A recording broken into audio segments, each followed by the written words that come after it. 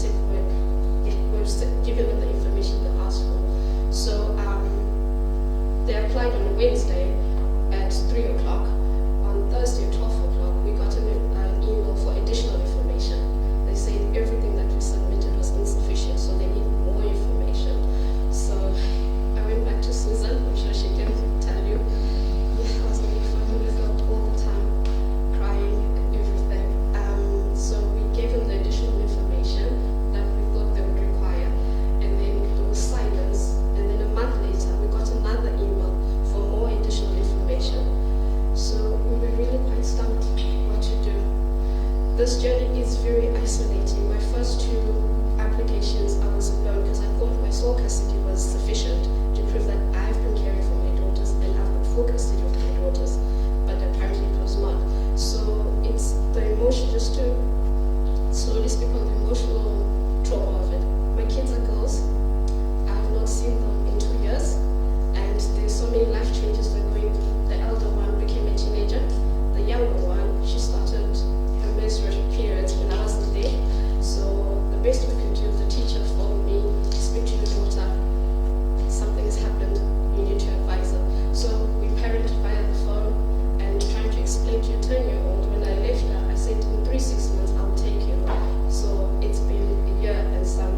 So there's all this, they keep asking, Mom, what happened? Mom, why are you not taking us? So you have to balance all of those emotions, and you only get paid for the hours that you work.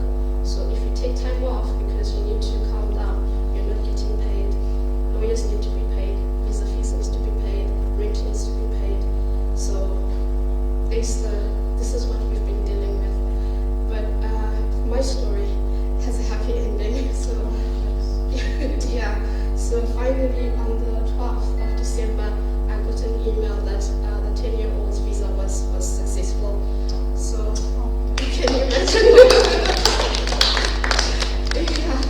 yeah. So I was on the phone with Susan, and everyone, and with her, and then the elder sister visa came out about a week later. So I could not tell them either, because I could not tell the younger one that you've got your visa, but the elder one, we don't know what's happening. So in conclusion, this has been my journey. It's harrowing, it's isolating, it's, oh wow, So thank you to Patricia. Had it not been for them, I honestly, you start to question a lot of things. What kind of a mother am I have with kids? What if that doesn't come through? Do I have to leave the UK? What do I do? People at home are saying, you said 6 months. It's been, come and take your children, you are the mother, I'm not supposed to be doing this. So there's all these things that come up. You want to go see them, but you can't afford to go see them because you're saving up to pay for the next visa application. So there's a lot of emotions we deal with, and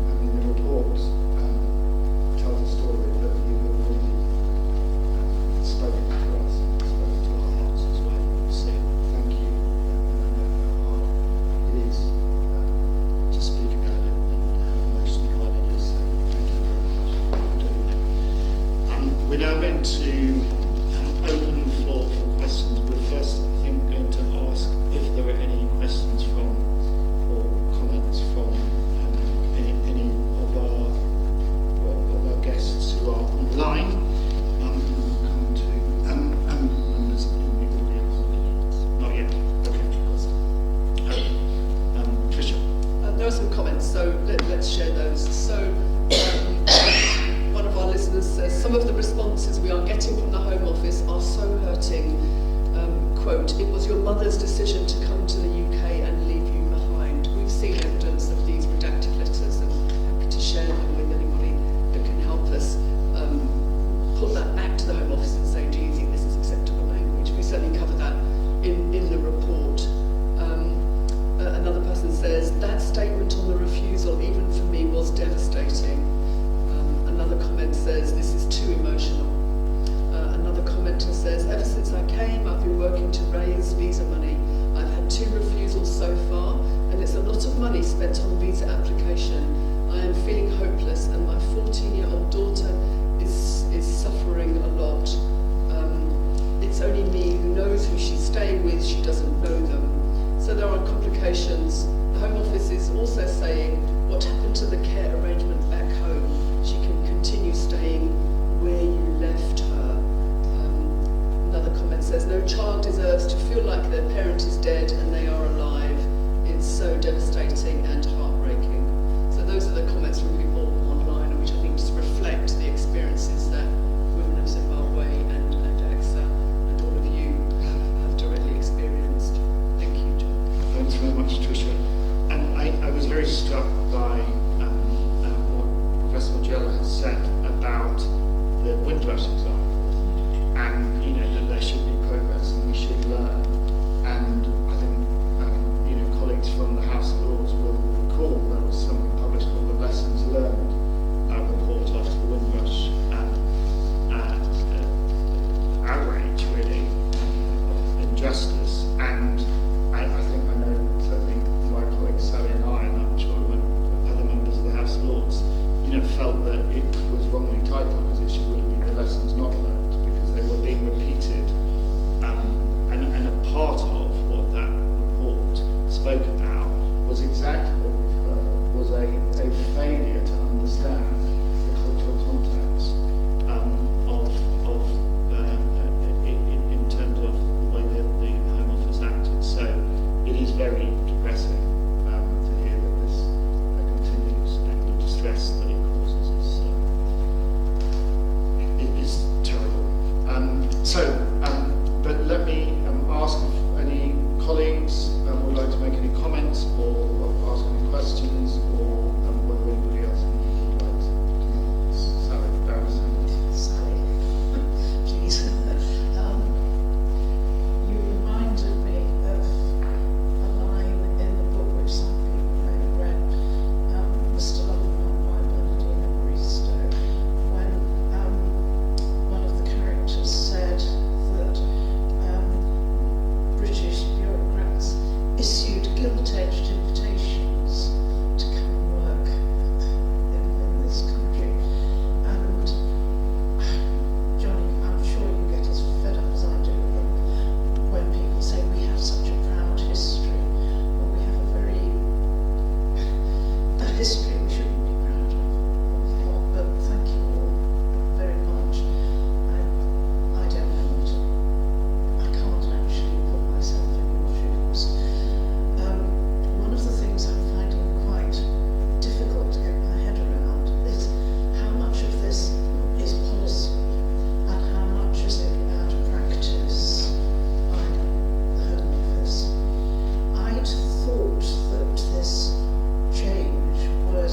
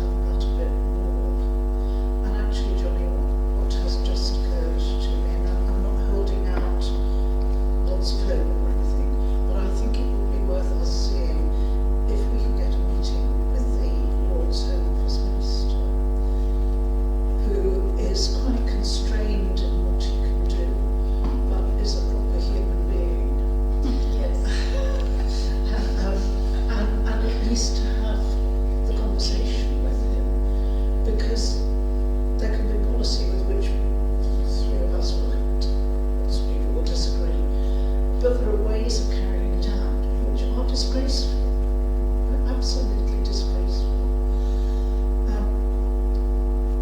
I can see the problem, that there is such a problem of establishing sole responsibility, which is possibly not the best basis for policy, because you can argue that by definition the fact that children are somewhere else means that somebody else is taking some responsibility. I mean, that's sort of logical progression. And what I really wanted to ask you was, can you pin down what was different about the third application that might have made the difference? To be honest, I don't know. Maybe they just got tired of me. I don't think it cannot be. I'm dealing with somebody who's been trying to get citizenship established, and it's gone on for 7 years, and they keep asking for more information. So, I would say I would credit Patricia and Susan in the way I construct my documents, perhaps. As a mother, if I have to write a cover letter, it will be filled with emotions. But they came in with facts as well, and perhaps maybe the language that Home Office might understand. I can't pinpoint it because it's almost exactly the same documents, but maybe just written in a different way. I don't understand it, because people should not, we shouldn't need lawyers to make these applications. Let me just bring in Susan. Susan, you've heard us work on this a lot. Yeah. Not just on this, I mean, it does have a slight magic touch. It's helped on a number of other things. Johnny, thank you. Thank you, Susan. So, Baroness Sally, we've got a case, where the mum has used exactly the same documents for 2 applications. It was refused the first time and accepted the second. I couldn't believe it was refused, because it was all the cases that I've worked on and worked with the mums to prepare all their evidence.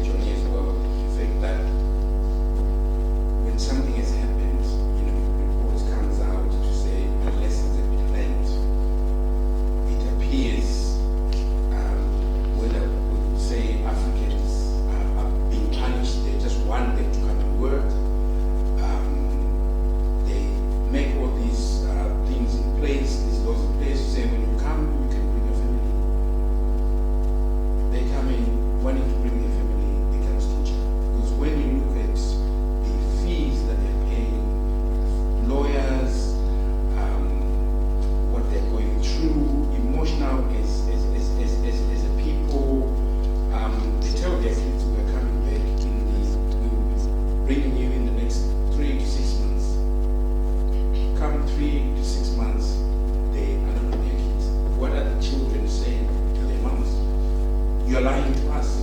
And what is that creating? It's now creating that barrier. Mother can't visit the children because she's trying to work hard to try and reapply. The home office is charging so much, the lawyers are charging so much, and they're on minimum wage. So my feeling is the idea that I always want to say baroness, but you know, I had trouble even with Johnny. He doesn't want to say talk. Anything that's polite will do. I know for me it makes it hard. It makes it hard. But so if something could be done in that respect, I think now we've got a report with some very live case, and we've got some testimonies here from about 4 or 5 women, and just as a tip of iceberg, the Home Office is charging every time this is happening, and it's charging people that are discharging the services to the care sector within this country. What are they getting, in relation to the fact that, okay, you are then given a visa, all that you've paid for is just goes under the trade, but you have given the same information that they've been requiring all along, but just in a different format. So I feel that, people are actually being enslaved, because if you can't allow someone to come and be with their family, you want them to come and care, but you don't want them to care after the people that they are working for, then I think there's a problem in the system. Yeah. I agree. I just want to also welcome my colleague Baroness from the House of Lords. Would you like to make any comment? Thank you very much. Majella from the House of Lords. I'm just thinking of so many things that I want to say thank you for sharing your experience. I've been working in the East End of London, and sadly, I've heard these things so many times over the last 3 years. I have to say that it doesn't change. I don't think we ever learn lessons. I think some of the pernicious languages that are being used very regularly over very many years, especially as it applies to minority women of all shades of colors. And I wanted to, there's so many things I want to say, but we're here, I'm here, I just wanted to hear what you have to say. But I wondered if Professor, having been working in the department or in the place that she is, what other nations also supplying us care workers that are having exactly the same experience. And I can tell you, many of us will also be very aware of some of the horrendous stories and experiences around students, very young students as well, and when they have to reapply and all that. And there are thousands living on the streets of East London at night, or going into the church or the mosque or whatever for food because they can't afford so much. So I'm just wondering whether we can strengthen what we have here with what other nations are experiencing, supplying us the carers that we clearly cannot supply or educate here. So I would be interested to learn if you've got some information, because I think that really adds. I will hand over to the Professor to answer that. I know myself that Kenyan care workers have been in touch with me about it, and I have raised questions. And many other nations. But Professor? The profile of international care workers changed dramatically post-Brexit, and we now again go back to, the UK goes back to its former colonies for recruitment. So the top countries, it's on page 10. Sorry, no, I don't expect you to have read it. Is it the top countries in 2022? It is India, Zimbabwe,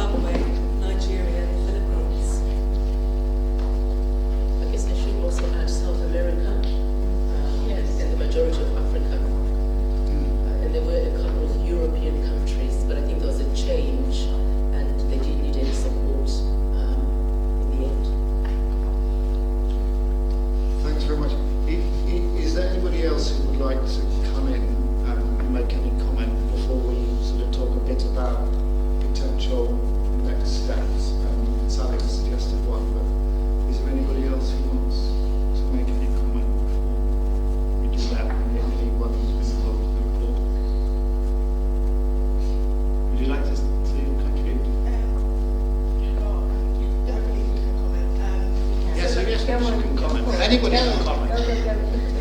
So I'm Phyllis, I'm a student at the University of Liverpool studying politics. So in my area of activities that I enjoy, I'm interested in studying is like immigration and looking at issues around race and especially blackness. And so stuff like this I grew up around. I mean, my mum is not a migrant worker, but she came to this country as a migrant nevertheless. And so I've always been surrounded with women like you.